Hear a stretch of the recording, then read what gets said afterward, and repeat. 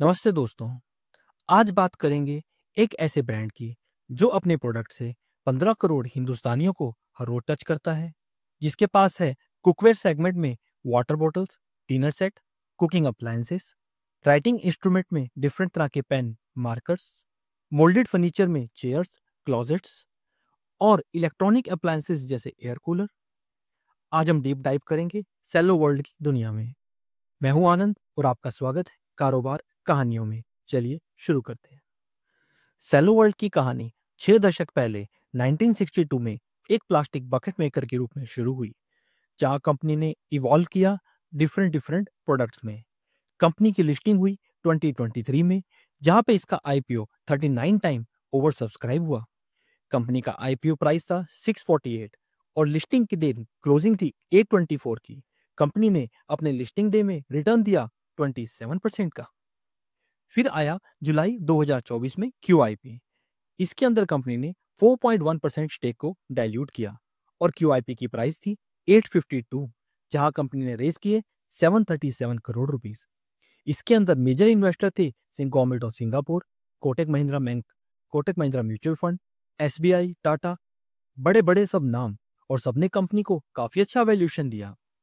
पर आज कंपनी की मार्केट प्राइस है अराउंड 639। अगर हम देखें जिन्होंने इस शेयर को आईपीओ में बाय किया, उन्हें पिछले 20 महीने में कोई गेन नहीं हुआ। जिन्होंने लिस्टिंग डे के दिन बाय किया, वो 29% के लॉस पे बैठे हैं। और क्यूआईपी इन्वेस्टर, जिसके अंदर बड़े बड़े एक्सपर्ट म्यूचुअल फंड हाउसेस हैं, वो 32% के लॉस पे बैठे हैं। कंपनी का 52 वीक हाई है 1000 रुपीज, और 52 वीक हाई पे लेने वाले आज 59% डाउन में बैठे हैं। तो हम क्या समझे, क्या हुआ, अब क्या करें? क्या ग्रोथ स्टोरी खत्म हो गई या अब भी इस कंपनी में कुछ दम बाकी है? चलिए आगे देखते हैं। 2021 में कंपनी की सेल थी 1050 करोड़, जो 2024-25 में हुई 2000 करोड़, ऑलमोस्ट डबल 24% की CAGR से। कंपनी के ग्रॉस प्रॉफिट मार्जिन पिछले 4 सालों में 50% से ऊपर ही रहे, और ये भी डबल हुए हैं 4 साल में, 528 करोड़ से 1052 करोड़ तक। कंपनी का एबिटा या कामकाजी मुनाफा ये 287 करोड़ से बढ़ के हुआ 535 करोड़, और ये चारों सालों में 25% के आसपास ही रहा, 23% की ग्रोथ। कंपनी का प्रॉफिट आफ्टर टैक्स ये 152 करोड़ से बढ़ के हुआ 331 करोड़, यहाँ ग्रोथ आई 30% की, और मार्जिन भी 15% के आसपास रहे। आगे देखते हैं। कंपनी की return on capital employed FY21 में जो 67% की थी, FY24 में वो रह गई है 28% की। रिटर्न ऑन इक्विटी भी 52% से कम होके हो गई है 22% की। पर कंपनी की वर्किंग कैपिटल में तो इंप्रूवमेंट आई है। FY21 में जो 202 दिन की थी, वो 169 डेज की रह गई है, और कंपनी की डेप्ट इक्विटी जो 4.9 थी, वो 0.3 पे आ गई है। कंपनी की रेशो का कम होने का कारण है कंपनी ने आईपीओ और क्यूआईपी में काफी इक्विटी रेज की है, तो कंपनी के पास कैश होल्डिंग अभी काफी ज्यादा है, जिससे रिटर्न रेशो हमें कंप्रेस दिख रही है। अब देखते हैं कंपनी का ऑर्गेनाइजेशन स्ट्रक्चर, कैसे कंपनी अपने बिजनेस को वह मैनेज करती है। कंपनी का बिजनेस 3 सेगमेंट में बटा हुआ है। पहला है कंज्यूमर वेयर, जो सेल्स का 66% कंट्रीब्यूट करता है, और यहाँ पे एबिट मार्जिन है 24% के। दूसरा है राइटिंग इंस्ट्रूमेंट, जो यूनोमैक्स ब्रांड के अंदर आता है। यहाँ पे सेल का 17% कंट्रीब्यूट होता है, और यहाँ पे भी एबिट मार्जिन 26% के हैं। तीसरा बिजनेस है मोल्डेड फर्नीचर और अलाइड प्रोडक्ट। यहाँ भी कंपनी सेलो ब्रांड को यूज कर रही है। ये सेल का 17% कंट्रीब्यूट करता है, और यहाँ पे एबिट मार्जिन 21% के हैं। तो कंपनी के तीनों वर्टिकल प्रॉफिटेबल हैं, और तीनों में मार्जिन 20% अबव है एबिट मार्जिन।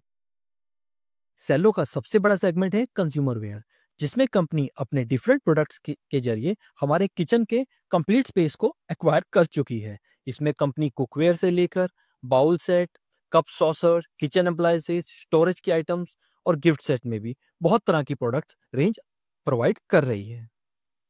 जैसा हमने पहले भी देखा, ये सेगमेंट सेल का 67% कंट्रीब्यूट कर रहा है, और यहाँ पे रिवेन्यू ग्रोथ है 26% की। लास्ट ईयर इस सेगमेंट का टर्नओवर 1300 करोड़ का था, और यहाँ पे ग्रॉस प्रॉफिट मार्जिन भी 50% अबव है, जिनमें ग्रोथ है 27% की।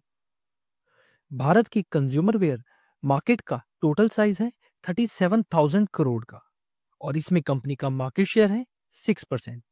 यहाँ पे कंपनी के पास ओपलवेयर प्रोडक्ट्स की कैपेसिटी है 36,000 टन पर एनम और ग्लासवेयर जो रिसेंटली ही कंपनी ने इंस्टॉल किया है वहाँ पे कैपेसिटी है 20,000 टन पर एनम वेट के प्रोडक्ट्स को मैन्युफैक्चर करने की और यहाँ यूटिलाइजेशन है 75% ओपलवेयर में।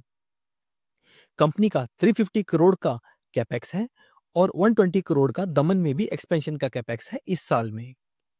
यहाँ पे मैनेजमेंट का टारगेट है 85% यूटिलाइजेशन को अचीव करना, जिसमें न्यू एक्सपेंशन में भी 85% कैपेसिटी तक पहुंचना है और कंपनी यहाँ पे 8 करोड़ पीसेस हर साल में बेचना चाहती है और मार्केट शेयर कैप्चर करना चाहती है 8% का। सेलो का दूसरा सेगमेंट है राइटिंग इंस्ट्रूमेंट, जहाँ पे कंपनी के पास है हाइलाइटर्स, मार्कर्स और डिफरेंट टाइप के पेन। इस सेगमेंट में कंपनी टारगेट कर रही है एजुकेशन सेगमेंट को और ऑफिस सेगमेंट को। राइटिंग इंस्ट्रूमेंट की ग्रोथ रेट 44% की है, जो कंज्यूमर वेयर से भी बढ़िया है। ये 44% की ग्रोथ रेट ने कंपनी के रेवेन्यू को 3 गुना किया है पिछले 4 साल में, 111 करोड़ से 334 करोड़ तक। और यहाँ पे कंपनी के मार्जिन 57% से 58% के बीच में रहे हैं और कंपनी की प्रॉफिटेबिलिटी में भी 3 टाइम जंप आया है। जीपी जो कंपनी का 64 करोड़ का था, वो 96 करोड़ का हो गया है। भारत की राइटिंग इंस्ट्रूमेंट की मार्केट है 13,000 करोड़ की और यहाँ पे सेलो का मार्केट शेयर है 2.4% का, जो बहुत कम है, पर यह हाईली फ्रेगमेंटेड मार्केट है। यहाँ पे कंपनी के पास 2 ऑटोमेटेड पेन की लाइंस हैं, जिसमें कंपनी अपना खुद का भी मैन्युफैक्चर करती है और दूसरों के लिए बना के एक्सपोर्ट भी करती है। यहाँ यूटिलाइजेशन 70% का है। कंपनी ने 50 करोड़ से 100 करोड़ तक कैपेक्स प्लान किया है टूलिंग और अपनी लाइंस को फर्दर ऑटोमेट करने के लिए। यहाँ पे कंपनी का प्लान जो विजन है वो है 1.2 बिलियन यानी कि 120 करोड़ पेन्स को डिफरेंट एसकेयूज को बेचने का और अपने रिटेल नेटवर्क को बढ़ाने का। कंपनी यहाँ टारगेट कर रही है 4% का मार्केट शेयर FY27 तक। कंपनी का थर्ड सेगमेंट है मोल्डेड फर्नीचर और अलाइड प्रोडक्ट्स। यहाँ पे कंपनी डिफरेंट तरह के लाइफस्टाइल प्रोडक्ट्स जैसे चेयर्स, स्टोरेज क्रेट्स और स्टूल्स, डस्टबिन ऐसे प्रोडक्ट प्रोवाइड करती है और एयर कूलर्स भी यहाँ पे शुरू किए गए हैं। तो इससे कंपनी टारगेट कर रही है अदर हाउस होल्ड स्पेंडिंग को। अब देखते हैं मोल्डेड फर्नीचर वर्टिकल की फाइनेंशियल परफॉर्मेंस। यहाँ पे रिवेन्यू ग्रोथ रेट सबसे स्लो है। कंपनी के FY21 में रेवेन्यू 268 करोड़ के थे, जो 4 साल में बढ़े हैं 342 करोड़ तक। यहाँ ग्रोस मार्जिन अराउंड 40% के रहे हैं। FY21 में ग्रॉस मार्जिन जो ग्रॉस जीपी था 161 करोड़ था, जो FY24 में 146 करोड़ का है। मोल्डेड फर्नीचर और अलाइड प्रोडक्ट सेगमेंट का टोटल इंडस्ट्री साइज है 20,500 करोड़ का। यहाँ पे ऑर्गेनाइज स्पेस में सेलो का मार्केट शेयर है 5% का। यहाँ कंपनी के पास एक सब्सिडरी है जिसका मर्जर अभी हो रहा है। उसके बाद कंपनी के पास 7 मोल्डिंग प्लांट होंगे, जिनमें कैपेसिटी यूटिलाइजेशन है 80% का। यहाँ पे कैपेक्स बहुत छोटा है, जो अराउंड 30 करोड़ के करीब का ही है। कंपनी का विजन है यहाँ पे 1 करोड़ यूनिट्स को एनुअली बेचना और यूटिलाइजेशन को 80% पे मेंटेन करना। यहाँ पे कंपनी का टारगेट है मार्केट शेयर को 5% से बढ़ा के 7% तक ले जाना अगले 2 सालों में। अब सेलो के ऑपरेशंस को समराइज करते हैं स्वॉट एनालिसिस के साथ। तो पहले बात करते हैं स्ट्रेंथ की। सेलो एक वेल एस्टैब्लिश्ड ब्रांड है जिसके पास 60 साल की लेगेसी है। कंपनी के पास 15,000 से ज्यादा डिफरेंट SKUs हैं, 3,300 डिस्ट्रीब्यूटर है पैन इंडिया लेवल पे और 1,26,000 रिटेलर्स है। कंपनी के पास 13 इन हाउस प्लांट हैं। कंपनी कोई भी प्रोडक्ट के लिए चाइना पे डिपेंडेंट नहीं है अदर प्लेयर्स के मुकाबले। यहाँ पे वीकनेस है कंपनी का working capital cycle around 5 month का है, जिसमें कंपनी 90 दिन के लिए उधार भी देती है। ये working capital heavy business model है। राइटिंग इंस्ट्रूमेंट के अंदर डिफरेंट सेगमेंट है और ये करंट बिजनेस के साथ सिनर्जी नहीं रखता। यहाँ पे इंटीग्रेशन के बेनिफिट काफी कम है। अगर हम अपॉर्चुनिटी की बात करें, अभी एक ट्रेंड चल रहा है फॉर्मलाइजेशन ऑफ इकोनॉमी, जिसमें छोटे छोटे प्लेयर मार्केट छोड़ रहे हैं और बड़े प्लेयर स्पेस को ग्रैब कर रहे हैं। इंक्रीमेंटल पेनिट्रेशन हो सकती है टियर 2 और टियर 3 टाउन्स में, जहां पे इनकम लेवल बढ़ने के कारण अच्छे प्रोडक्ट्स की डिमांड भी बढ़ रही है और भारत की इकोनॉमी ग्रो कर रही है, मिडिल क्लास ग्रो कर रहा है तो इस सेगमेंट में डिमांड भी आगे बढ़ने वाली है। यहाँ बड़े थ्रेट हो सकते हैं चाइना से चीप इंपोर्ट, और यहाँ पे स्टील, एनर्जी कॉस्ट का बढ़ना या पॉलीमर के अंदर प्राइस वोलेटिलिटी। कंपनी का ग्लासवेयर प्रोजेक्ट भी डिले हुआ है, तो लार्ज प्रोजेक्ट में एग्जीक्यूशन रिस्क भी आ सकता है। अब देखते हैं ऐसा क्या हुआ जिससे कंपनी ने 20 महीने से कोई रिटर्न नहीं दिया है, और क्यूआईपी इन्वेस्टर जहां बड़े बड़े इंस्टीट्यूशंस होते हैं उनसे भी क्या गलती हुई कि उनको आज वो नेगेटिव रिटर्न पे बैठे हैं। सबसे पहला हुआ, कंपनी का ग्लासवेयर का जो प्रोजेक्ट था वो 6 महीने डिले हुआ, जिससे FY25 के ग्रोथ एस्टिमेट नहीं अचीव हो पाए। कंपनी को कुछ हिट भी आया पॉलीमर प्राइसेस बढ़ने से। फर्नीचर सेगमेंट में मार्जिन इंप्रूवमेंट नहीं आई और ग्रोथ भी नहीं आई। कंपनी के वर्किंग कैपिटल डेज भी थोड़े बढ़े हैं।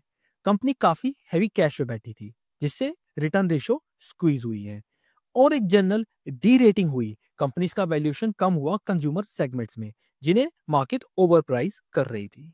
मार्केट ने बहुत हाई ग्रोथ एस्टिमेशन लगा रखे थे जो अचीव नहीं हो पाए, जिससे उन्होंने इस कंपनी को हायर वैल्यूएशन पे बाय किया। तो अब देखते हैं आज कंपनी किस वैल्यूएशन पे है, क्या वो राइट वैल्यूएशन है। अब हम आते हैं कंक्लूजन पे। कंपनी में ओवर वैल्यूएशन कूल ऑफ हो चुका है। आज ये शेयर हमें आईपीओ प्राइस पे अवेलेबल है। प्रोजेक्ट डिले का रिस्क भी खत्म हो चुका है। ग्लासवेयर का प्रोजेक्ट अभी रनिंग है।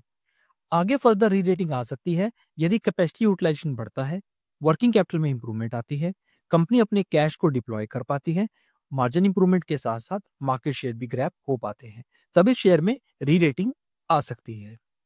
आपको इस शेयर में अगर इन्वेस्ट करना है तो अपने फाइनेंशियल एडवाइजर से डिस्कस कीजिए। ये वीडियो एजुकेशन पर्पज के लिए था। यदि आपको वीडियो अच्छी लगी हो तो लाइक और शेयर जरूर कीजिए, और ऐसे ही वीडियोस के लिए चैनल को सब्सक्राइब कीजिए। आप हमें कमेंट में बताइए आप और कौन सी वीडियोस देखना चाहते हैं। मिलते हैं अगली वीडियो में, तब तक के लिए जय हिंद।